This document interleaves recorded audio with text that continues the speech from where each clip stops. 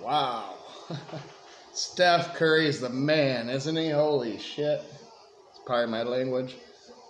He just made his 8th three, threw it up way over an outstretched defender way up in the air, and it went in. His 8th three's unconscious, the commentator said. U.S. is up against host France in the gold medal match in the Olympics right now. And Steph Curry, LeBron James, and Embiid, and Davis, and all them boys, and Durant are having a heck of a game here. France is physical. They wanted it. They were runner-up to the United States the last time. And it's going to be the United States' 5th straight gold in basketball. Of course, we dominate that sport. And there's 12 seconds left, and Steph just got a steal. He got a steal, and it's game over. Will they foul? Yeah, but there's 3 seconds left. This game's over. Wow. So, Team USA gets another gold. Still right there with China. Who knows how that's going to end. The U.S. women won in soccer earlier today. And track and field dominated in that. 9 golds, I think, in the 25 events. So, Team USA is doing great, but we are talking Big 12 predictions for 2024. All right, it will be interesting to see whether the 4 teams that play only 9 conference games get an advantage in this conference. I don't understand why they do that. They need to get good wins, I understand, so more conference games the better, because their non-conference sucks. But maybe a 9-game schedule for everyone would help more deciding who goes to the conference championship, but that doesn't affect my predictions this season. Here we go. This is the final Power 4 conference that I will be predicting. I've done the ACC, the Big Ten, and the SEC, so you can go watch those videos. I put them in a playlist in on my channel. You can go onto my channel, Dependent Fanatic, and look at playlists, or you can just look at individual videos. So, a theme in my predictions I've noticed is that great coaches will win. Not because of recruiting or name, but because they can develop and use their recruits in a way to lead to wins. So, without any further ado, I'm going to go from the worst record to the best. And we're going to give you a conference championship game and winner at the end of this video. All right, Baylor. Dave Aranda is going into year 5. His record is 23-25 overall. 15-21 in the Big Ten. Not good.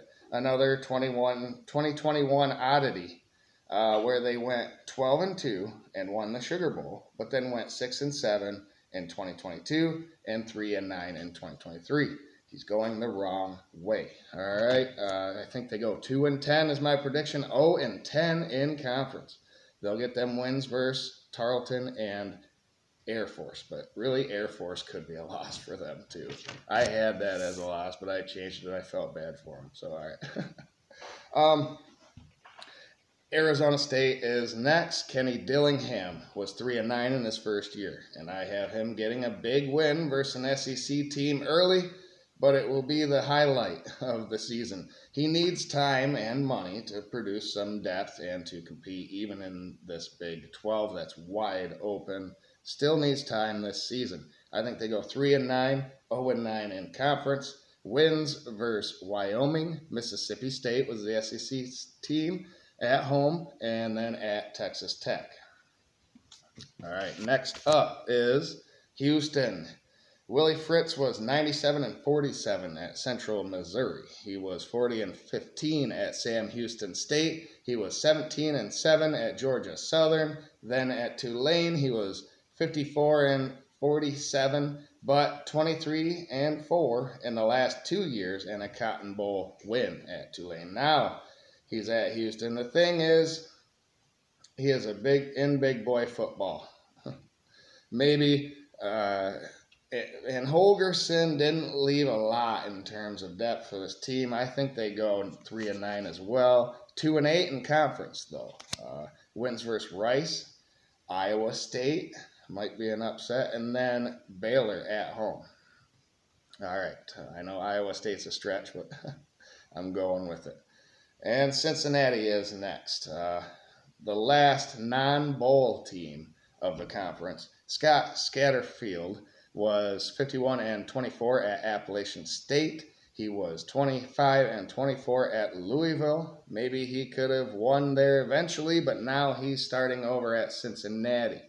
Year one, he was 3-9. So a little bit improvement. I have 5-7, 3-6 in conference. Wins versus Towson, Pitt, Houston, Arizona State, and West Virginia there.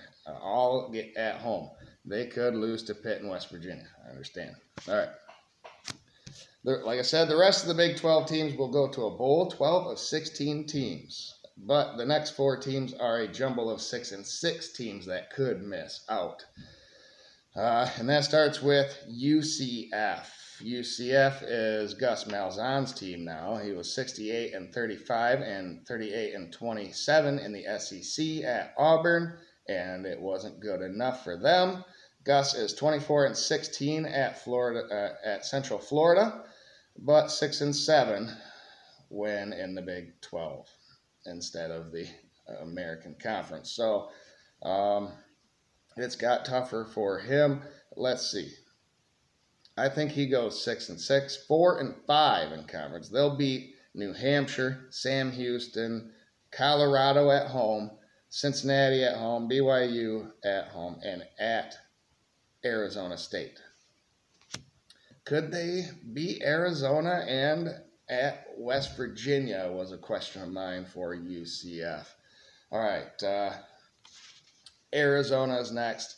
Brent Brennan is in year one at Arizona. He had a losing record at San Jose State, 34-38.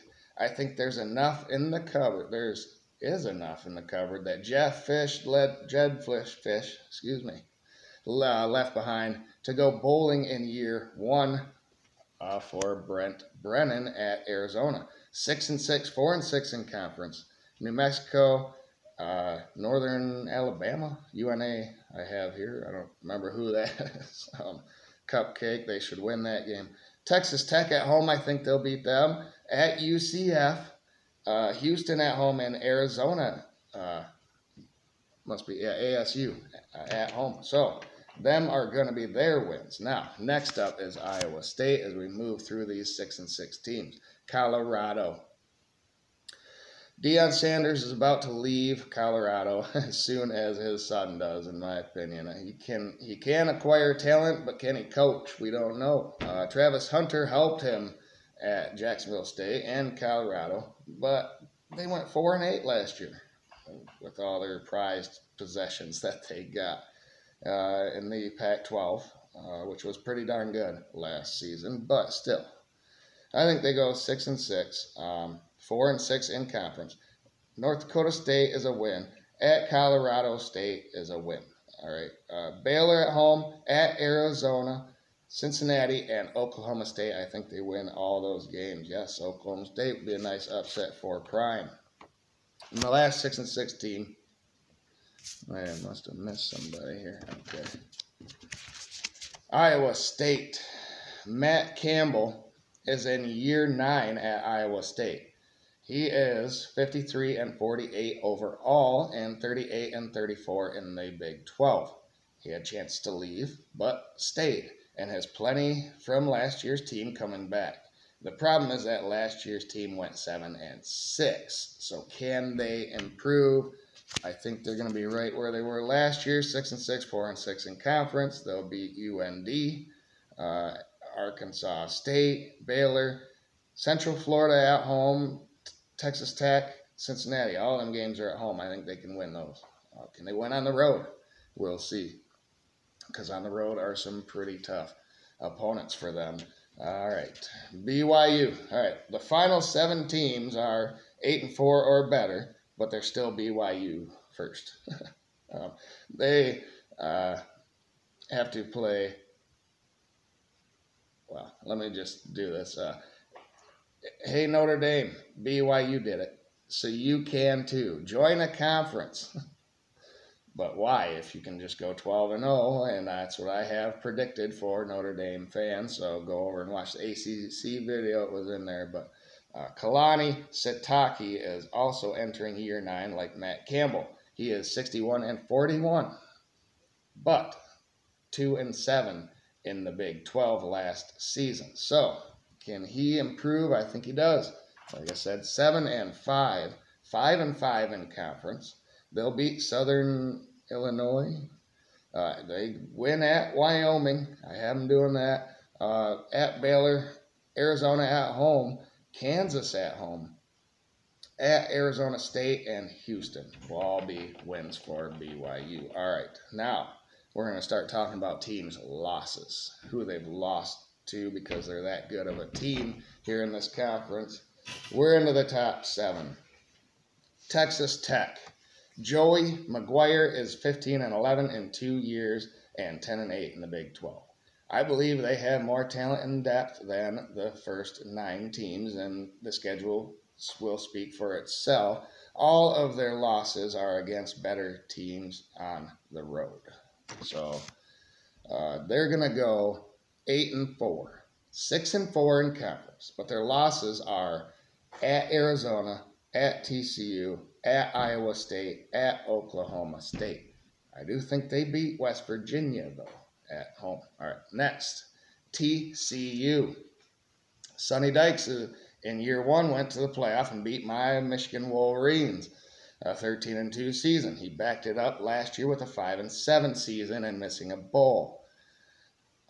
I trust Sonny, and I think his depth has to be better than that 5-7 with this roster. I think they go 8-4 in this season.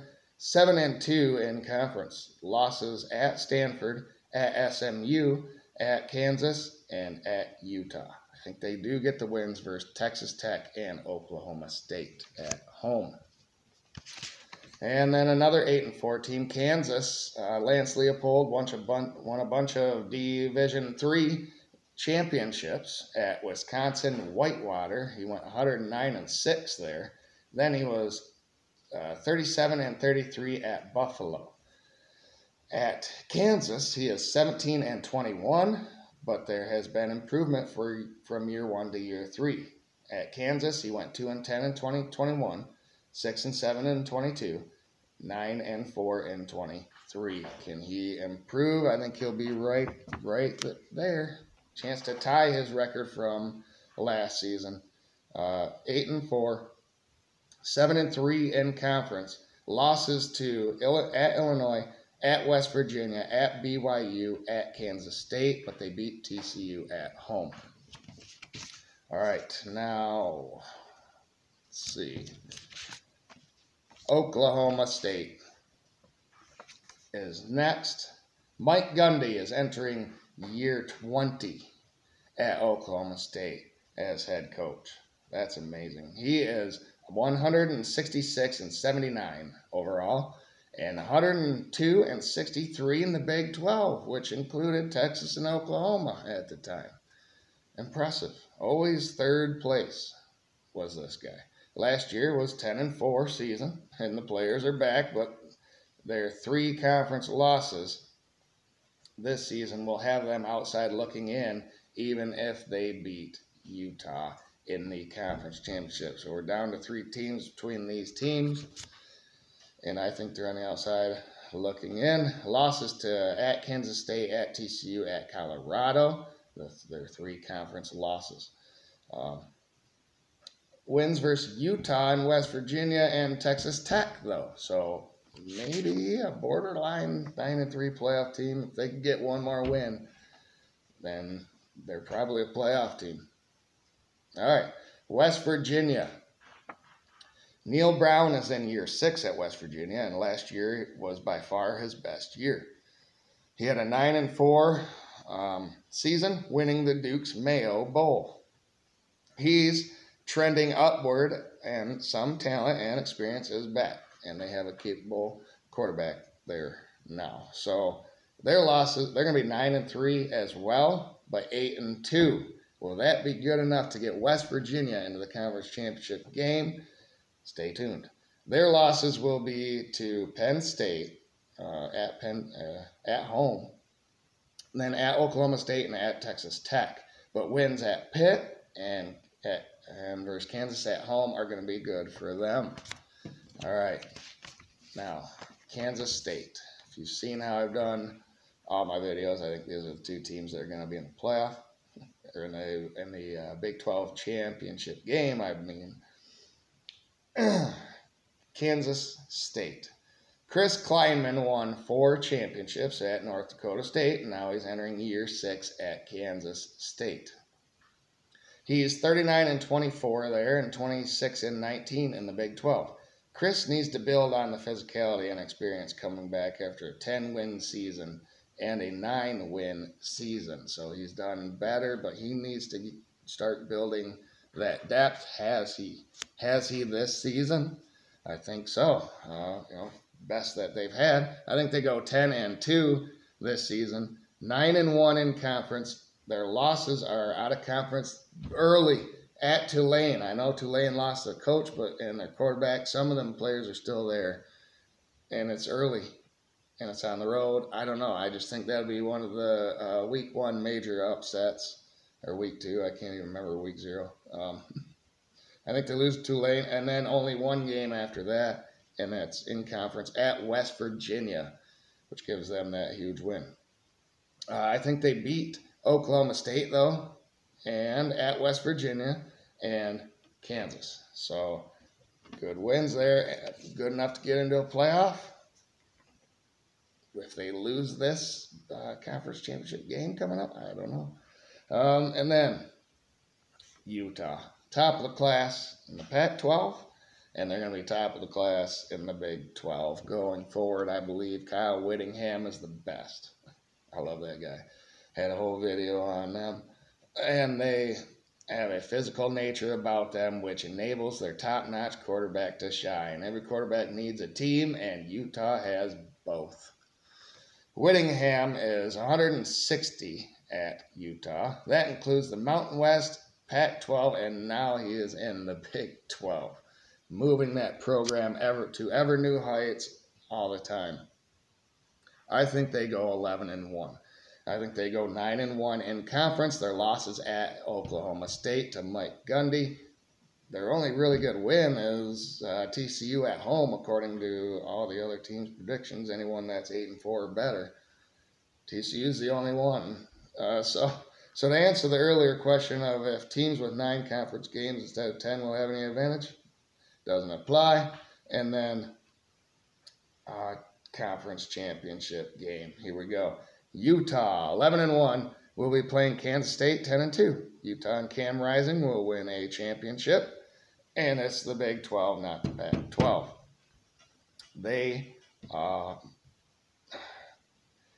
Kansas State they do not play Kansas State in the regular season, so I think that's why they're the 2 best teams, the 2 that make it, but Utah, I think, is far and above and beyond anyone else in the Big 12 conference this upcoming season. So I have Utah winning the conference. Go Utes.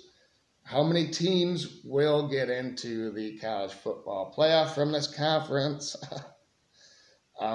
You'll find out, because next week I will have my bracket prediction, and then I will fill out that bracket and tell you who wins all the games throughout and give you a national champion. So there you go. Stay tuned for that. But I do believe that 3-1 team could get in, depending on what the committee values. What do they value? Do they want high-flying points? Do they like quarterback play? Do they like, what do they like? Do they value record or strength of record?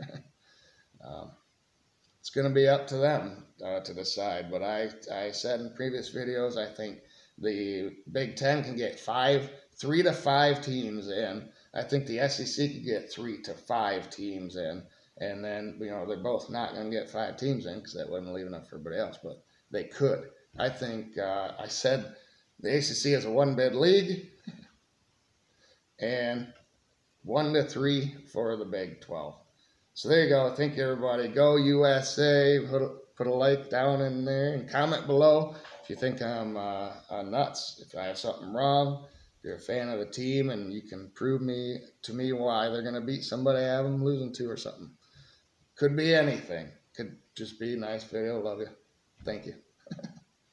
I love you guys, and I thank you for watching. Have a great day. And go blue, though.